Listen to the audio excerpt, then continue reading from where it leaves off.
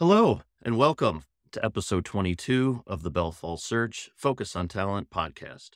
We have another entrepreneur with us today, a founder of a full-service digital marketing agency based here in Cleveland, Ohio. Her firm has strong expertise in social media marketing, content creation, and brand awareness development.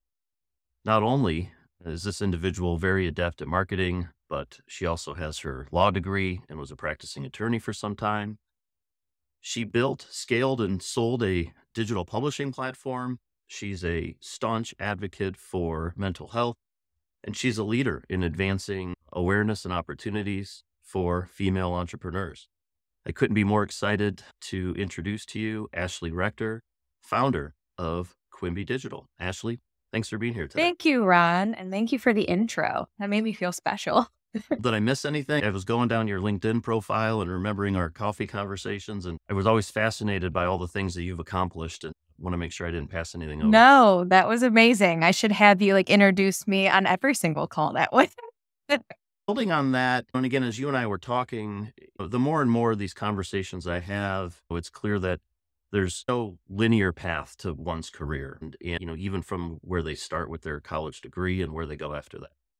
And you're a pretty great example of that. So can you walk us through your evolution from graduating through college to your law degree, to your publishing business, to where you're at now? And not only how you did it, but why along the way, the decisions you did, and again, take us to where you're at.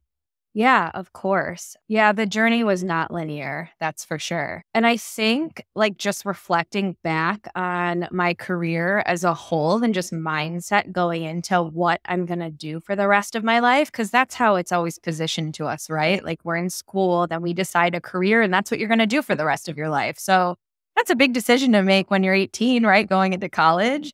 And I was fortunate enough that when I grew up, Drelishak is my maiden name. And so Drelishak's auto service has been around forever. My great grandpa started it. So there was this long line of entrepreneurship in my family. And I think every single one of my uncles has started their own business, including my dad, who sold last year. So from very early on, as a young child, I was always involved in business conversations. Even from the age of 6, he was having me walk around the office, go talk to people. So I always knew, I think, deep down that eventually owning my own business was always going to be the plan. But that journey, it wasn't a straight line. So I ended up going to University of Toledo and getting a degree in psychology because I thought I wanted to be a psychiatrist. And then I got my bachelor's and realized, no, that's not what I wanted to do. So I had to do some soul searching, still very young, in my early 20s, coming out of college. And I ended up working at a bank. So I was at the in-store teller booth on Giant Eagle, how they have Huntington Bank. So I worked there and we worked the line. And then we also did car loans and credit cards and all of that stuff. And I got really good at selling, actually, during that, which seems weird, but it was true. So you had marks you had to make. And after being at the bank for a while, I ended up going to my dad's company and he could see I was doing well at sales. So he was like, come and do lead gen for me. And I was like, okay, I'll give it a whirl. So while I was there, a lot of what I had to do was learn about the FCRA. He sold a background screening company. So it was a lot of employment law related things. He did background checks for a lot of the hospitals nationally. And I started to really like the law. I just followed my gut instinct. There were these passions that I'm let's tease this out a little bit. I decided after being at my dad's company for a year that I was going to take the LSAT and just see, could I qualify to even get into law school? So I studied, I took the LSAT, and then I ended up getting a scholarship to Capital University, which is in Columbus. And so really, I was like, let's do this. Yeah. So I ended up becoming an attorney. And while I was there, I knew that I didn't want to go the law firm route. I just didn't have the grind in me, I think, for the 80-hour work weeks. I wanted to go in-house somewhere and really be mentored. Everyone kept saying, no, it's impossible. It's impossible to go in-house straight out of law school. I'm like, nothing's impossible. I started networking. And I actually went on LinkedIn and I started looking at all the in-house attorneys in Columbus, Ohio, because there was L Brands and Express, all these different bigger Yep. companies. And I started just meeting attorneys for coffee, and I landed an internship at Express. Then they introduced me to my first job out of law school, which was in-house at a large REIT in Columbus. And the rest is kind of history for my attorney career. I ended up doing that for around 4 or 5 years, being in-house counsel, managing the East region of that portfolio.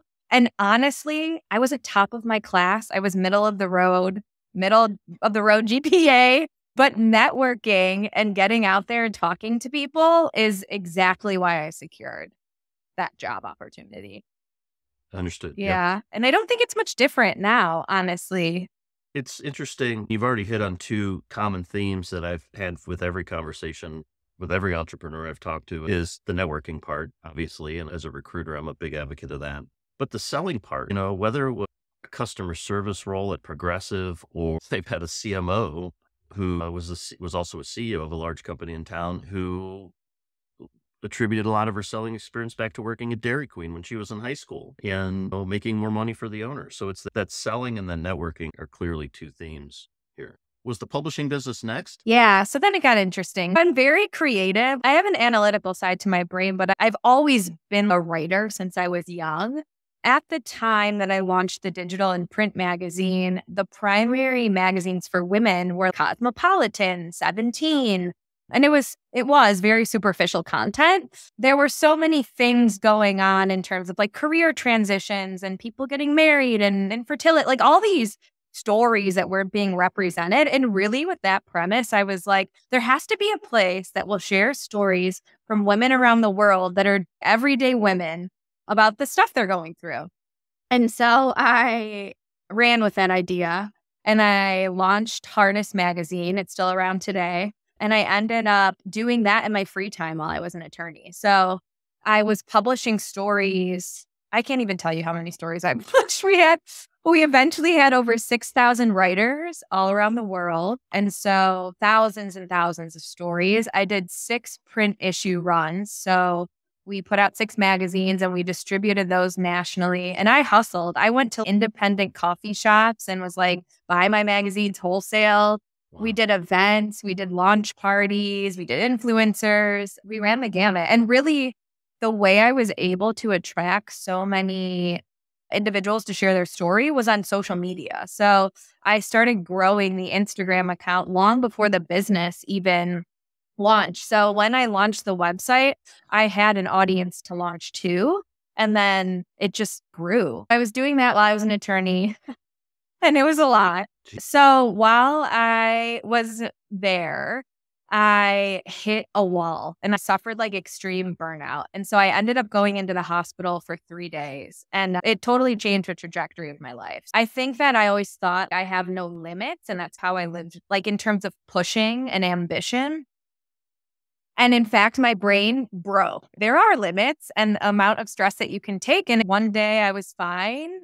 I shouldn't say that. There were signs. And then the next day I was crumbling. And so I had to make a decision on how am I going to rebuild and what does my life look like?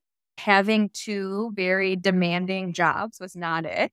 So I put my notice in at Washington Prime. Then a few months later, I sold the magazine to a woman who still owns it and has grown it way further than I have today. We're still in touch. So she's translated it into Spanish now too. So it's bilingual.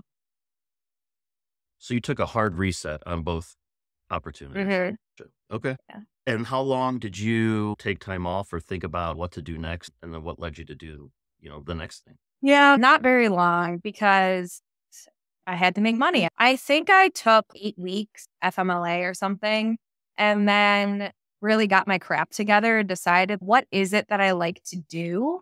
And marketing had always been something I had a knack for. I grew the magazine so quickly and it was all because of the marketing that we did.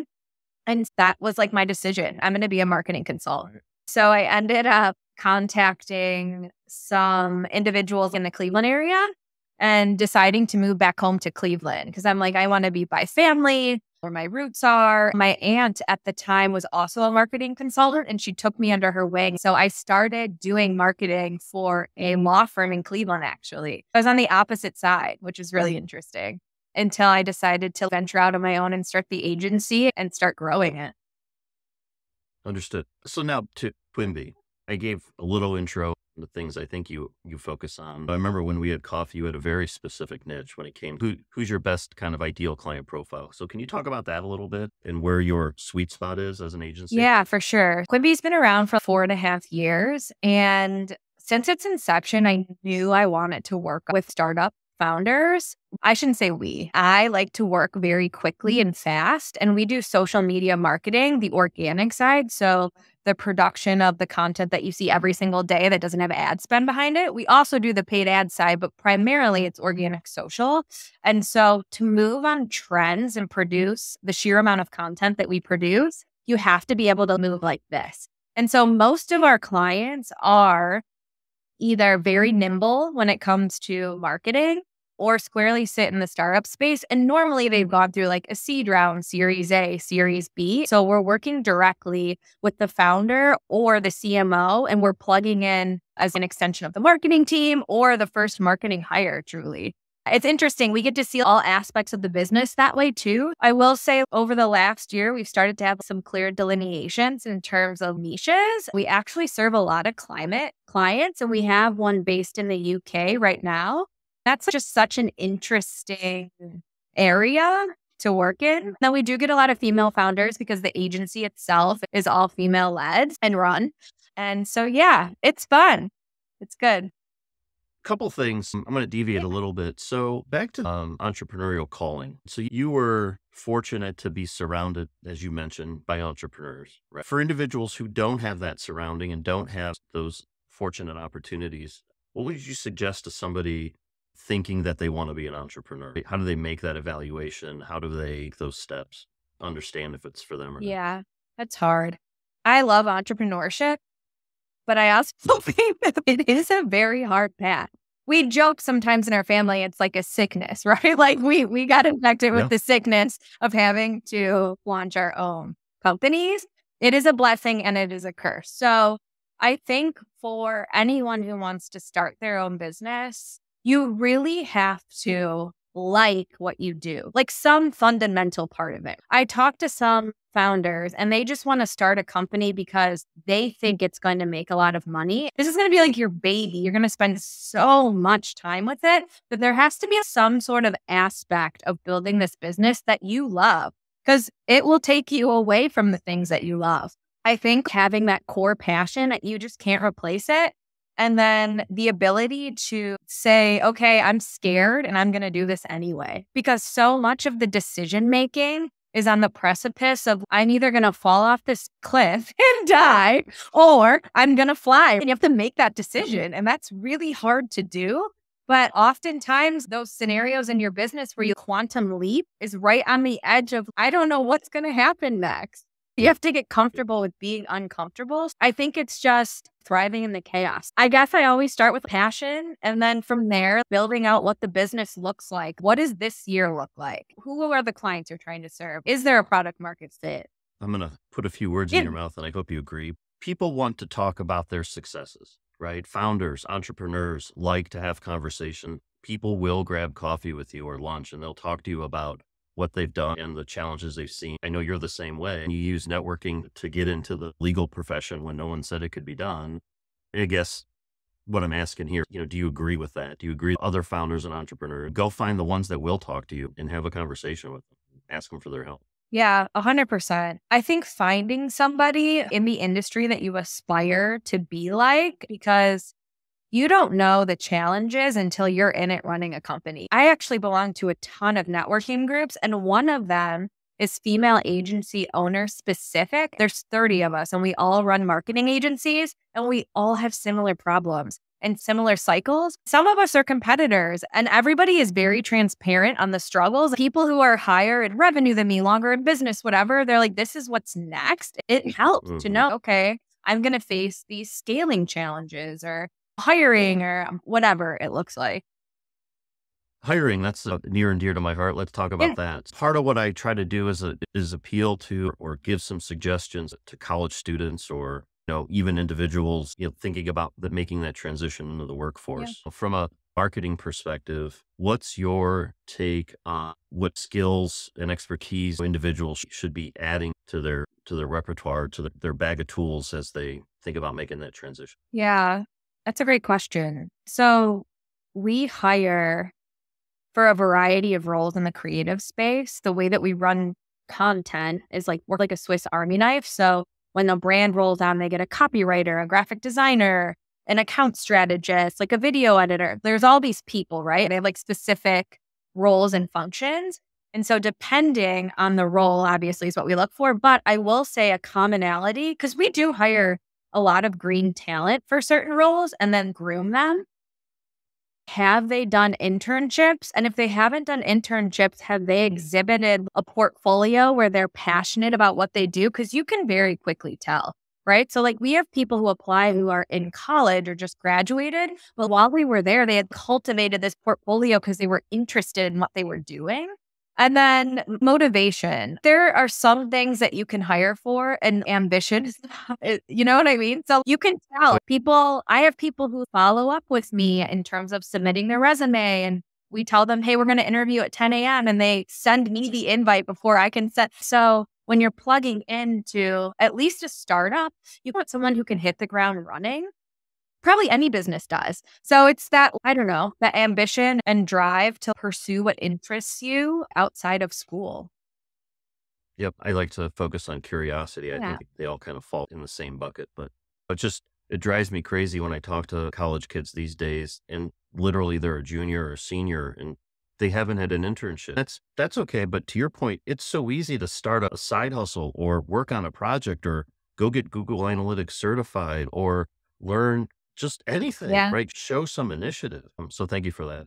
So how about on the opposite end for experienced people that you've interviewed over the years? Do you have any examples of, things that were differentiating from a candidate interview perspective or that you can look back on and be like, oh, wow, I'll never forget this person because they did this thing and they blew me away? And if not, I know I'm kind of putting you on the spot. If not, generally, do you have suggestions for people in that? Right now, we're in this market where, as I mentioned before, supply far outweighs demand. People are applying to jobs, so there's 800 other people applying. How do you distinguish yourself in that situation?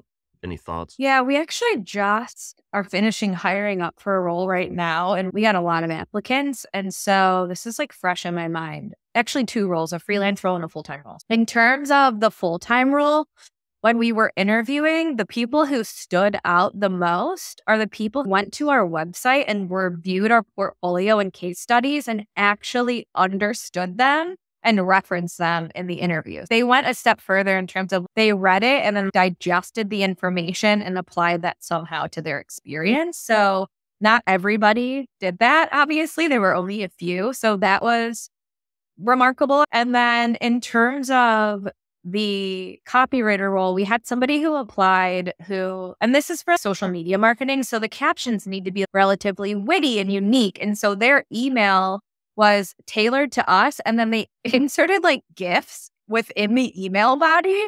And it was very funny and very on brand for us, Quimby as a whole. And I was, oh my God, this person would fit in with the team. And so we interviewed them. And then conversely, there were applicants who applied who clearly didn't read the job description at all and ran it through AI. And then I could very easily tell that this was an AI that spit this out, like ChatGPT.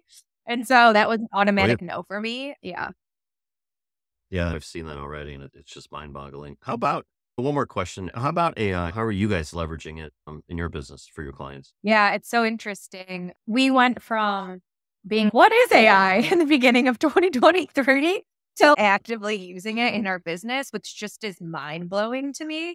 So we use it to refine content. So we'll build out an entire brand, like an entire social strategy, and then we'll run it through Chat GPT and ask, where are the holes in this? Where could this be better? So we use it almost like a colleague I don't feel like it generates the best content. So sometimes it takes me longer to try and get content out of ChatGPT than if I were to write it myself. But I can write stuff, and so will the copywriter, and then it'll generate all these other ideas that I didn't think about. And then I leverage it for just industry insights if I wanted to digest like an article or something and tell me the key points in it or whatever. So we're using it to optimize right now, but I have been thinking about other ways to use it do we want to develop some sort of social tool with AI? And so the entrepreneur in me is trying to avoid all the ways that I could use AI. I'm sure with your track record, something interesting and provocative will be coming soon. So we'll be standing. But Thanks. I appreciate you being with us today and sharing your career journey and your story with us and suggestions. And again, great to see you. Yeah, it was good to see you too. And thank you for having me on. This is wonderful. Yeah, my pleasure. Hey, Talk to you bye. soon.